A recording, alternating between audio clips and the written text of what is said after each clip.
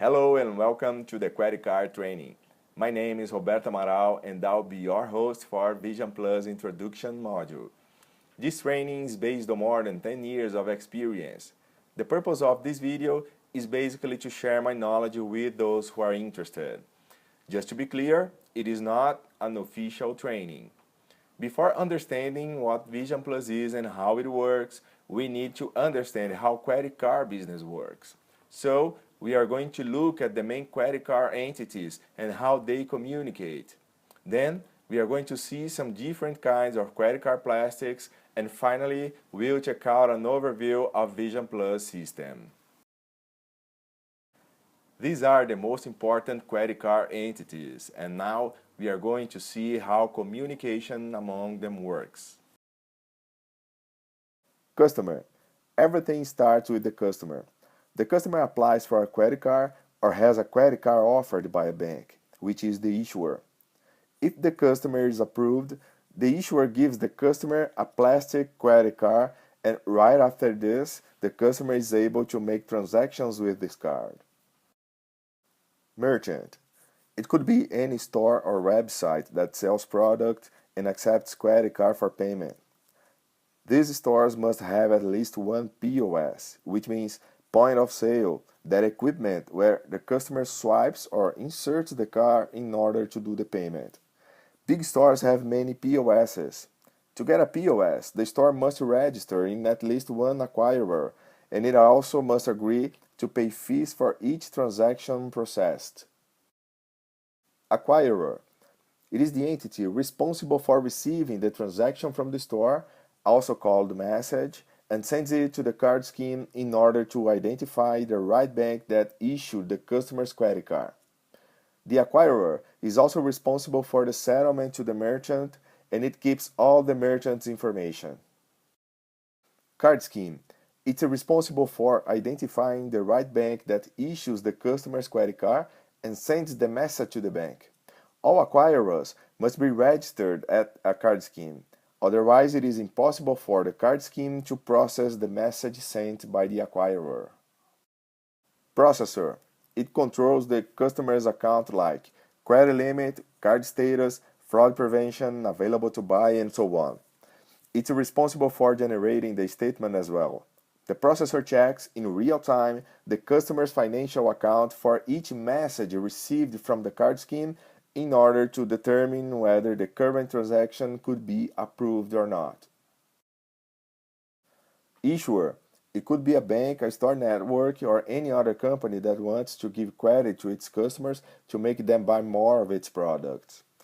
The issuer is the entity that has the property of the customer's card brand, and it means that this entity is responsible for the customer. If the customer doesn't pay the credit card bill, for example, the issuer must pay the other entity's fees and then try to charge the customers with the debt. It could become a loss for the issuer. Everything starts with the customer applying for a credit card in any issuer. The customer fills out a form and submits it to the issuer's credit decision module. This module basically checks the following aspects of the customer's application. 1. Deciding if the customer deserves the credit, and 2. If so, how much the credit limit should be. If everything is alright, the credit decision module sends a message to the core module to register this customer into the system. At this time, all of the customer's information is stored to be used every time the customer uses the credit card. After that, the plastic is created and it's sent to the customer's address. Once the customer has the credit card in hand, he or she is able to use it. Actually, the customer has to unblock the card by calling the issuer or going to the issuer's website or something like this. The second move is when the customer goes to a store and uses the credit card to pay for a purchase. After the customer swipes or inserts the card at the POS, the system takes the customer's card information and sends a message to the authorization module. This module checks the card's information, and if the information is okay, it sends the message to the core module. The core module checks the credit limit, card status, fraud, etc. If everything is okay, the customer's account is updated. Whether or not things are going all right, This module sends the message back to the authorization module that sends the message back to the POS. If the message is approved by the system, the POS prints the receipt. If it's not, the POS shows an error message and refuses the payment. The POS's message is known as base 1. The third step happens at night, when the card scheme sends a file to the processor with all of the transactions done during the day. The transaction module receives this file and checks each transaction in order to see if it belongs to the right issuer.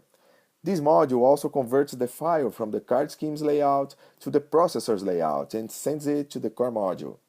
The core module, in addition to updating the customer's account, also charges interest for the overdue customers, generates the statements for those customers who reach the cycle due, and it may block or unblock the customer's card status according to the customer's financial situation and many other checks. The services module is called by the attendant when the customer contacts the call center to complain about something wrong in their statement or to ask for a change in their profile, like address, phone number, etc. After doing the customer's request in the system, the services module sends the information to the core module in order to update the customer's account or profile based on what the customer asked for. Merchant. It could be any store or website that sells product and accepts credit card for payment.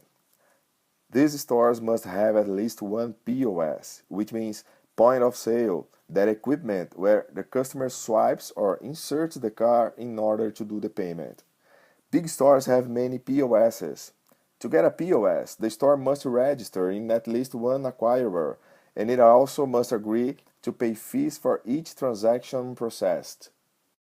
The collection module is called by the core module and it receives the information of each customer which had the payment delayed, or that is overusing the credit limit, or something else that may cause financial problems to the issuer.